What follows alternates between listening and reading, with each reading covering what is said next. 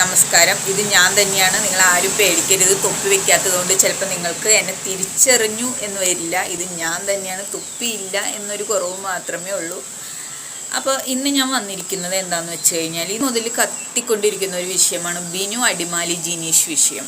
അപ്പോൾ ബിനു അടിമാലിയുടെ ഭാഗം കേൾക്കാനായിട്ട് ആരും തയ്യാറാകുന്നില്ല എന്നുള്ളൊരു പരാതിയുമായിട്ട് ഇന്നലെ ബിനു അടിമാലി സൂരജ് പാലക്കാരൻ്റെ ആ ഒരു വീഡിയോയിൽ വന്നിട്ട് കരഞ്ഞിട്ട് കുറേ കാര്യങ്ങൾ പറയുന്ന ഒരു വീഡിയോ കണ്ടായിരുന്നു. അപ്പോൾ അതിനെപ്പറ്റി പറയാനാണ് ഞാൻ ഇന്ന് വന്നിരിക്കുന്നത്. എനിക്ക് ബിനു അടിമാലിയെ പേഴ്സണലായിട്ട് അറിയത്തു പോലുമില്ല.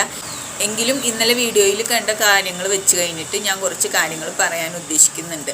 അപ്പോൾ നമ്മൾ ഇരു കൂട്ടരുടെയും വീഡിയോസ് കണ്ടു. അതായത് ജിനീഷിൻ്റെയും വീഡിയോ കണ്ടു, ബിനു അടിമാലിയുടെയും വീഡിയോ. ബിനു അടിമാലിയെക്കുറിച്ച് നമുക്ക് എല്ലാവർക്കും അറിയാം. വളരെ ഒരു താഴ്ന്ന നിലയിൽ നിന്ന് തൻ്റെ കഠിനാധ്വാനം കൊണ്ടാണ് ആ പുള്ളിക്കാരൻ ഈ ഒരു ലെവലിലെത്തി നിൽക്കുന്നത്. കേരളത്തിന് പരിചയമുള്ള ഒരു കലാകാരനാണ്. TV ഷോകളിലൂടെ നമ്മുടെയൊക്കെ സ്വീകരണ മുറിയിലേക്ക് വന്ന് നമ്മളെ കുറച്ചൊക്കെ ചിരിപ്പിച്ചിട്ടുള്ള ഒരു കലാകാരനാണ്. വലിയൊരു കലാകാരനാണ് എന്ന് പറയാൻ തക്ക കഴിവുകളൊന്നും ഇല്ലെങ്കിൽ കൂടിയും മറ്റുള്ളവരെ കുറച്ചെങ്കിലും ചിരിപ്പിച്ച് നിർത്താനുള്ള ഒരു കഴിവ് ബിനു അടിമാലിക്ക് ഉണ്ട് എന്ന് തന്നെയാണ് എൻ്റെ വിശ്വാസം. പിന്നെ അവർ ഇതുകൊണ്ടാണ് അരി വാങ്ങിക്കുന്നത്, ആ കാര്യവും നമ്മൾ മറക്കാൻ പാടില്ല. അപ്പോൾ ഇവരെ വിറ്റ് ജീവിക്കുന്ന കുറേ ആളുകളുണ്ട്. അതായത് ഇത്തിക്കണ്ണികളായിട്ട് ഇത്തരം സെലിബ്രിറ്റികളുടെ പിറകെ അട്ട തൂങ്ങിക്കിടക്കുന്ന പോലെ പിടിച്ച് കിടന്ന് വളരുന്ന കുറേ ക്ഷുദ്രജീവികൾ.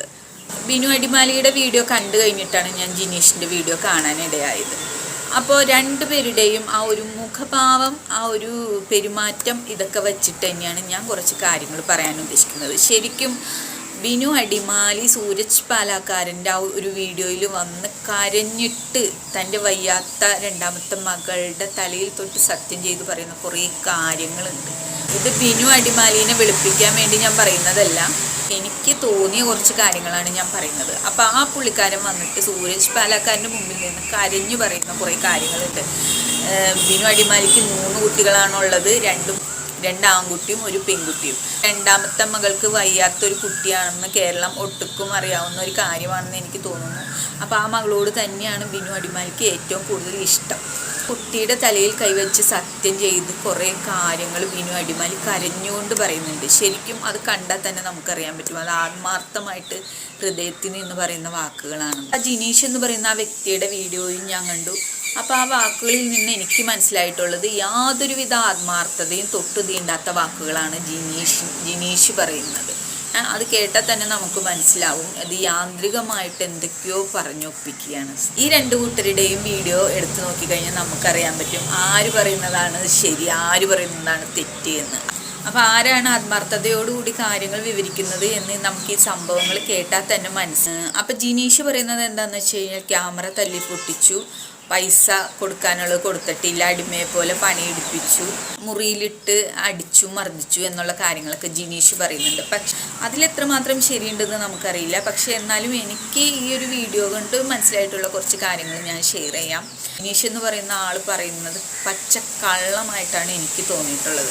എന്താണെന്ന് വെച്ചാൽ നമ്മളൊരു യഥാർത്ഥ ഒരു ജെനുവിൻ ആയിട്ടുള്ള ഒരു സംഭവം വിവരിക്കുമ്പോൾ ആ ഒരു ഫീലിങ്സ് നമ്മുടെ മുഖത്തുണ്ടാവും. അത് ജിനീഷിൻ്റെ മുഖത്ത് ലെവലേശം തന്നെ കാണാനില്ല. അതാണ് ഏറ്റവും വലിയ തെളിവെന്ന് പറയുന്നത്. പക്ഷെ ബിനു അടിമാലി സൂരജ് പാലക്കാരൻ്റെ ആ ഒരു വീഡിയോയ്ക്ക് മുന്നിൽ വന്ന് നിന്ന് കാര്യങ്ങൾ പറയുമ്പോൾ ബിനു അടിമാലിയുടെ കണ്ണുകൾ നിറഞ്ഞൊഴുകുകയാണ്. അപ്പം നമുക്ക് പ്രത്യേകിച്ച് അറിയാൻ പറ്റും എന്താണ് ഹൃദയത്തിൽ നിന്ന് വരുന്ന വാക്കുകൾ. ആ ഹൃദയത്തിൽ തട്ടിപ്പറയുന്ന ആ ഒരു ആൾക്ക് മാത്രമേ ഈ കണ്ണിൽ നിന്ന് കണ്ണുനീര് ഒഴുകുകയുള്ളൂ. ആ ഒരു കണ്ണുനീര് തന്നെയാണ് ബിനു അടിമാലി നിരപരാധിയാണ് എന്നുള്ളതിന് ഏറ്റവും വലിയ തെളിവ്. അതിൽ ഇനി യാതൊരു സംശയവുമില്ല. അപ്പം ഇനി ഇവർ എത്രമാത്രം കള്ളങ്ങൾ പടച്ചു വിട്ടാലും ബിനു അടിമാലിയുടെ കണ്ണിൽ നിന്ന് വരുന്ന ഒരു കണ്ണീരിൻ്റെ ആ ഒരു ആത്മാർത്ഥത തന്നെ കണ്ടാൽ നമുക്കറിയാം ഇതിൽ എത്രമാത്രം സത്യമുണ്ട്, ആര് പറയുന്നതാണ് സത്യമെന്ന്. അപ്പം ബിനു അടിമാലിയുടെ ഒരു നേച്ചർ എങ്ങനെയാണെന്ന് വെച്ച് കഴിഞ്ഞാൽ കൊല്ലം സുധിയുടെ, നമ്മുടെ മരിച്ചുപോയ കൊല്ലം സുധിയുടെ ആത്മാർത്ഥ സുഹൃത്തായിരുന്നു ബിനു അടിമാലി.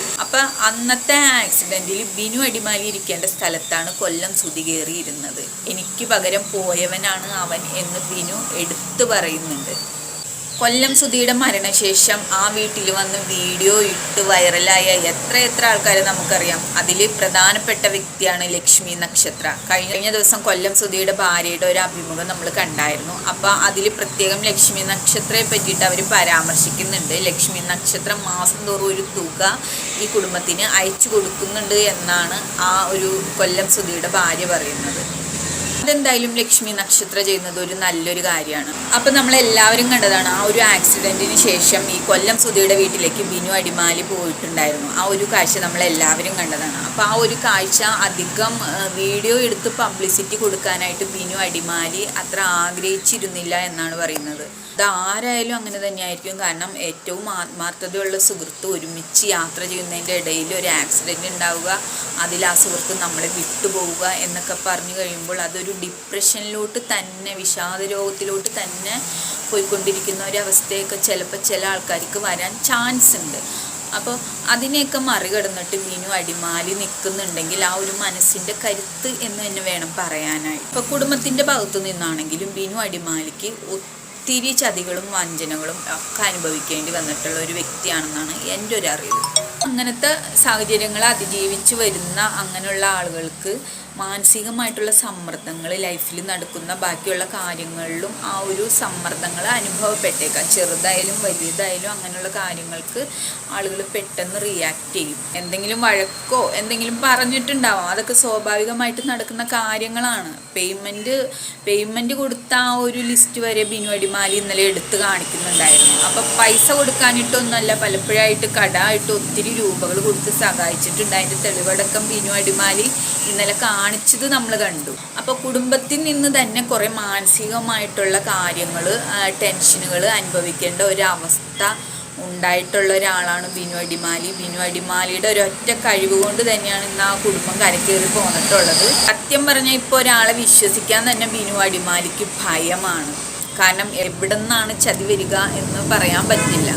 അപ്പോൾ ഈ ഒരു വ്യക്തിനെ വിശ്വസിച്ച് കൂടെ നിർത്തി കൊണ്ടു നടന്ന് യൂട്യൂബിൻ്റേതായിട്ടുള്ള കാര്യങ്ങൾ നോക്കാൻ വേണ്ടി തൻ്റെ കൂടെ കൂട്ടിയ ആള് അവരുടെ ഇഷ്ടങ്ങൾക്ക് വേണ്ടി തൻ്റെ ചാനൽ ഉപയോഗിക്കുമ്പോൾ സ്വാഭാവികമായിട്ടും ആരായാലും പ്രതികരിക്കും. ഇന്നലെ തന്നെ ബിനു അടിമാലി ആ ഒരു വീഡിയോയിൽ പറയുന്നുണ്ട്, ബിനു അടിമാലിയുടെ യൂട്യൂബ് ചാനലിൻ്റെ ആ ഒരു പാസ്വേഡ് 3-4 പ്രാവശ്യം ഈ പുള്ളിക്കാരൻ മാറ്റിയിട്ടുണ്ട്. നമ്മുടെ ചാനൽ മറ്റൊരാൾ ഏൽപ്പിച്ചിട്ടുണ്ടെങ്കിൽ അതിൻ്റെ പാസ്വേഡ് മാറുമ്പോൾ എന്തായാലും ഉടമസ്ഥനെ വിളിച്ച് പറയേണ്ട ഒരു കടമ എന്തായാലും ഉണ്ട്. നമ്മൾ ഇവിടെ നിന്നിട്ട് എന്തെങ്കിലും വീഡിയോസോ ഫോട്ടോസോ ഒക്കെ ഇടാൻ ശ്രമിക്കുമ്പോൾ നമുക്ക് നമ്മുടെ ചാനലിൽ കയറാൻ പറ്റുന്നില്ലെങ്കിൽ സ്വാഭാവികമായിട്ട് നമ്മൾ എങ്ങനെ പ്രതികരിക്കണം?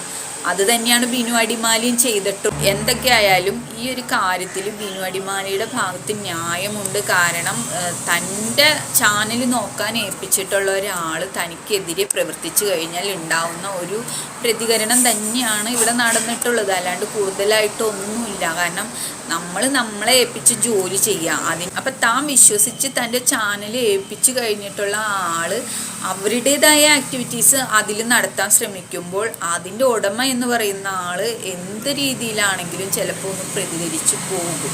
അതിനാരെയും കുറ്റം പറഞ്ഞിട്ടൊന്നും കാര്യം. ഇന്നലെ ബിനു അടിമാലി പറയുന്ന ഓരോ വാക്കുകളിലും 100% ആത്മാർത്ഥതയുണ്ട്. കുറച്ചൊക്കെ കുരുട്ടും കുന്നായ്മയൊക്കെ എല്ലാവർക്കുടെയും കയ്യിലുണ്ടാവും. അത് തന്നെ ബിനു അടിമാലിയുടെയും കയ്യിലുണ്ടാവും. അപ്പോൾ ജിനേഷ് ചെയ്തത് ശരിയാണോ എന്നാണ് ഞാൻ ചോദിക്കുന്നത്. ചെയ്യാൻ പറ്റുന്നതാണോ ചെയ്തത്? അപ്പോൾ പിന്നെ പ്രതികരിച്ചതിന് കുറ്റം പറഞ്ഞിട്ട് കാര്യമില്ല. ഏതൊരു സംഭവമായാലും ഒരു നാണയത്തിന് ഇരുവശങ്ങളുണ്ട് എന്ന് പറയുന്ന പോലെ രണ്ടുപേരുടെയും ഭാഗങ്ങൾ കേൾക്കാൻ ജനങ്ങൾ തയ്യാറാവണം. ഒരാളുടെ ഭാഗം മാത്രം കേട്ടിട്ട് മറ്റേയാൾ കുറ്റക്കാരനാണെന്ന് വിധിക്കാനുള്ള ഒരു ഇതും നമ്മുടെ ഈ നാട്ടിലില്ല. ഇതെന്താ വെള്ളരിക്ക പട്ടണമാണ്? ചില ആളുകൾ അങ്ങനെയാണ്. സിമ്പതി തോന്നുന്ന തരത്തിൽ സംസാരിച്ച് ജനങ്ങളുടെ പ്രീതി പിടിച്ചു പറ്റും. അപ്പുറം നിൽക്കുന്നവൻ പറയുന്നത് സത്യമാണെങ്കിൽ കൂടി അവൻ്റെ ഭാഗം കേൾക്കാനും അവനെ വിശ്വസിക്കാനും ന്യായീകരിക്കാനും ഒരുത്തനും ഇവിടെ തയ്യാറാവില്ല. ഇത് സ്ഥിരം നടക്കുന്ന ഒരു ഇടപാട് തന്നെയാണ്. ഒരു നിരപരാധി എങ്ങനെയാണ് ക്രൂശിക്കപ്പെടുന്നത് എന്നുള്ളതിൻ്റെ ഏറ്റവും വലിയ തെളിവുകളൊക്കെ തന്നെയാണ് നമ്മുടെ ഈ നാട്ടിൽ നടക്കുന്നത്. ഇപ്പോൾ ഒരു പണക്കാരനായാലും ഒരു പാവപ്പെട്ടവനായാലും ഒരു സുന്ദരനായാലും അല്ലെങ്കിൽ നല്ലൊരു ഡ്രസ്സ് ധരിച്ചാലും ഒക്കെ എല്ലാവർക്കും ശത്രുക്കളുണ്ടാവാം. ശത്രുക്കളില്ലാത്ത ആരും ഉണ്ടാവില്ല. മമ്മൂട്ടിക്ക് ഉണ്ടാവാം, മോഹൻലാലിന് ഉണ്ടാവാം, ഷാരൂഖ് ഖാൻ ഉണ്ടാവാം, നമ്മുടെ പ്രൈം മിനിസ്റ്റർക്ക് വരെ ശത്രുക്കൾ ഉണ്ടാവാം. അപ്പോൾ ഇതൊക്കെ ആളുകൾ ചെയ്യുന്നത് എന്തിനാണെന്ന് നിങ്ങൾ മനസ്സിലാക്കണം. നമുക്കുള്ള ഈ പ്ലസ് പോയിന്റുകൾ അവർക്ക് ഇല്ലാത്തത് കൊണ്ടാണ് അവർ ഈ വക ഇത് കണ്ടുപിടിച്ചിട്ട് ഇതിനെ കുറ്റം പറയുന്നത്. അപ്പം ബിനു അടിമാലിയുടെ ഇപ്പോഴത്തെ ഒരു പ്രകൃതം വെച്ചിട്ട് പെട്ടെന്ന് ഇനി ഒരാളെ കയറി വിശ്വസിക്കും എന്ന് എനിക്ക് തോന്നുന്നില്ല. അപ്പോൾ കുടുംബത്തിൽ നിന്നും താൻ ജീവിച്ചു വന്നിരുന്ന ആ ഒരു സാഹചര്യത്തിൻ്റെ ആ ഒരു സമ്മർദ്ദത്തിൽ നിന്നുമാവാം ഇത്തരം കാര്യങ്ങളിലേക്കൊക്കെ എല്ലാവരും എത്തപ്പെടുന്നത്. അപ്പോൾ ഈ ഒരു ജിനീഷിനെ വിശ്വസിച്ച് കൂടെ നിർത്തി ഈ ഒരു യൂട്യൂബ് ചാനൽ ഏൽപ്പിക്കണമെങ്കിൽ അത്രമാത്രം ബിനു അടിമാലി ജിനീഷിനെ വിശ്വസിച്ചിരിക്കണം. അവിടെയാണ് ചതി നടന്നിട്ടുള്ളത്. ഇപ്പം ആരായാലും തങ്ങൾക്ക് വിശ്വസ്തൻ എന്ന് തോന്നുന്ന അവർക്ക് തോന്നുന്ന ആൾ ചിലപ്പോൾ അവരുടെ വിശ്വസ്തനായിരിക്കണം എന്നില്ല. എന്നാൽ അവർക്ക് വിശ്വാസമില്ല എന്ന് തോന്നുന്ന ആൾ ചിലപ്പോൾ അവരോട് ആത്മാർത്ഥമുള്ളവരായിരിക്കും. ഇത് തിരിച്ചറിയാൻ ചില മനുഷ്യർക്ക് കഴിയുന്നില്ല. അവിടെയാണ് ഈ പരാജയം സംഭവിക്കുന്നത്. അപ്പോൾ നമ്മളോട് അധികം സംസാരിക്കാത്ത, കുറച്ച് മാത്രം സംസാരിക്കുന്ന ഗൗരവമുള്ള ചില ആൾക്കാരെ നമ്മൾ മാറ്റി നിർത്താറുണ്ട്. പക്ഷെ അവർക്ക് ആത്മാർത്ഥത കൂടുതലായിരിക്കും. വേണമെങ്കിൽ നിങ്ങളൊന്ന് പരീക്ഷിച്ചു. അപ്പോൾ എൻ്റെ ഒരു അഭിപ്രായത്തിൽ ബിനു അടിമാലിയുടെ ഭാഗത്ത് തന്നെയാണ് ഒരു 95% ശരിയെന്ന് തന്നെയാണ് എനിക്ക് തോന്നുന്നത്. ജിനീഷ് പറയുന്ന ആ ഒരു മുഖഭാവത്തിൽ നിന്ന് തന്നെ വ്യക്തമാണ്. പകുതി മുക്കാലും ഉണ്ടാക്കി പറയുന്ന ഒരു സംഭവമാണെന്ന് ആ ഒരു ജിനീഷിൻ്റെ മുഖത്തുനിന്ന് തന്നെ നമുക്ക് വായിച്ചെടുക്കാം. അപ്പോൾ അതാണ് ഇന്നലെ ഈ നടന്ന ബിനു അടിമാലി ജിനീഷ് സംഭവത്തിൽ എൻ്റെ അഭിപ്രായം. നിങ്ങളുടെ അഭിപ്രായം എന്താണെന്ന് നിങ്ങൾ കമൻ്റായിട്ട് താഴെ ഇട്ടോ.